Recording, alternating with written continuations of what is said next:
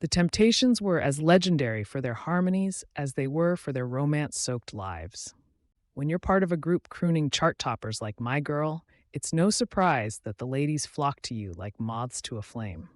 Let's take a stroll through the love lives of the Temptations members, breaking down who dated who and keeping the tone as smooth as their voices. If you are a Temptation fan, support us by giving the video a like or a thumbs up, as it means a lot to us. Otis Williams, the last surviving original member, has a romantic resume almost as impressive as his music career. As the founding member and de facto leader of the group, Otis definitely turned heads and hearts. The singers first met in the 1960s after Patti LaBelle attended a concert that the Temptations were performing at in downtown Philadelphia. After the show, Patti met Otis Williams and the pair began dating. When the former couple first met, Patti was part of the girl group the Bluebells, an extremely popular music act. Patti LaBelle were engaged for about a year in the 1960s. During their engagement, Otis suggested to Patti that she should move to Detroit. He also said that she should give up her singing career. When Patti was told not to sing, she knew that the relationship would work out, and she explained that she's glad that she didn't marry Otis. Ann and Otis were married in the 1960s, but the whirlwind romance didn't last long. Some say Otis was too busy with tours, while others say the attention he got from female fans made things tricky. Josephine Rogers, Otis and Josephine were married briefly in the 1960s, and they had one son, Otis Lamont Williams, who tragically passed away in 1983. Arliata Goldie Williams, she was Otis's second wife. Though they eventually divorced, she left her mark in his life as one of his great loves, and they share a daughter together. Otis remains a bachelor these days, focused on music and memories, but you can bet he has stories for days. David Ruffin, the raspy-voiced heartthrob, could charm anyone with his velvety vocals and cool demeanor. He was no stranger to romance and had a list of girlfriends to rival his discography. Tammy Terrell, the most famous of his relationships, David and Tammy's love story is the stuff of Motown legends.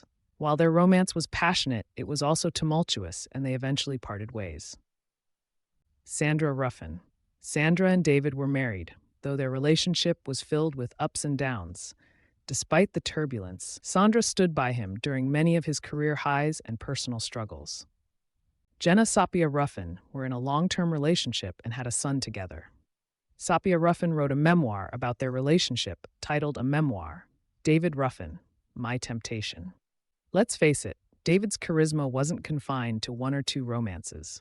Stories of his romantic escapades floated around Motown for years, cementing his reputation as a lover and a fighter, sometimes both in the same night. David passed away in 1991, leaving behind a legacy of music, drama, and one too many heartbreaks. Eddie Kendricks, with his falsetto that could melt butter, was the definition of smooth. And when you're that smooth, the ladies notice. Everyone seems fixated on Diana Ross and Berry Gordy's whirlwind romance. Understandable, given they share a child, but let's shift the spotlight to a juicier subplot. Diana's fiery love me or else entanglement with Eddie Kendricks. This pairing has all the drama Motown missed out on putting into their hits. Diana and Eddie reportedly started dating back in their pre-fame days with the Primettes and Primes, making them the original Motown power couple. But even after Eddie got hitched in 1965, Diana wasn't exactly ready to let him go.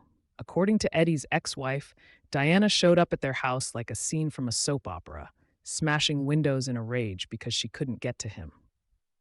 Talk about breaking and entering a man's heart. What's even spicier is Berry Gordy's alleged fury over this affair. Diana, bless her heart, wouldn't stop bringing up Eddie when she was with Berry. Talk about awkward pillow talk. Gordy reportedly retaliated by ensuring Eddie's career hit a few bumps, just to remind everyone who was really in charge. Motown hits were all about love and heartbreak, but Diana and Eddie lived it like a platinum-selling album no one dared release.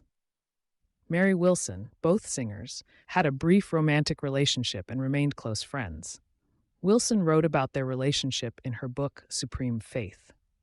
Patricia Kendricks. Eddie married Patricia in the early days of his career. They had 3 children together, but like many showbiz marriages, the pressures of fame took their toll. Anita Baker, rumored. Though never confirmed, Whispers of a romance between Eddie and the legendary Anita Baker had fans buzzing for years. True or not, imagining these two vocal powerhouses as a couple is Motown fan fiction at its finest. Eddie passed away in 1992, but his legacy lives on in the hearts of fans and possibly a few old flames. Paul Williams was the emotional core of the Temptations and the one who seemed to wear his heart on his sleeve. Mary Agnes Williams. Paul married Mary Agnes, and they had 6 children. Their relationship was one of deep love and tragedy.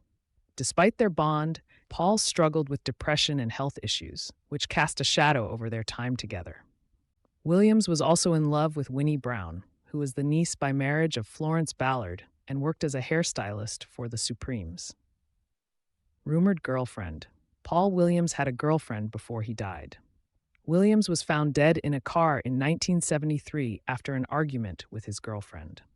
Paul's life ended tragically in 1973, but his contributions to the group and his role as a loving family man remain unforgettable. Melvin Franklin, with his deep bass voice, wasn't just the foundation of the Temptations' sound. He was also a steady, loving figure in his personal life. Kimberly Franklin. Melvin was married to Kimberly, and they shared a life built on love, loyalty, and family. He wasn't known for romantic drama, which set him apart from some of his more flamboyant bandmates. While Melvin was devoted to Kimberly, you can bet that his voice alone won him a few secret admirers over the years. Melvin passed away in 1995, leaving behind a legacy of musical brilliance and steady love. Dennis Edwards joined the group later, but quickly made a name for himself, with both fans and potential romantic partners. Dennis Edwards dated Aretha Franklin in the early 1970s. Franklin said that Edwards inspired her 1972 song, Daydreaming. They were close to marriage, but their relationship ended when Edwards began seeing Ruth Pointer of the Pointer Sisters. Ruth Pointer. Dennis had a long and well-documented relationship with Ruth Pointer of the Pointer Sisters. They even had a daughter together, Issa Pointer, who has carried on the family's musical legacy. Dennis Edwards was married to Brenda Edwards. They were married for 18 years. Brenda Edwards was a practicing nurse who cared for Dennis for many years. She denied allegations that she abused him. Brenda Edwards said she didn't fail her husband. The state of Illinois did. Dennis passed away in 2018 due to complications from meningitis, leaving behind not just his music, but a reputation as a man who lived life to the fullest, on stage and off. The Temptations didn't just dominate the charts. They lived lives full of love, heartbreak, and passion.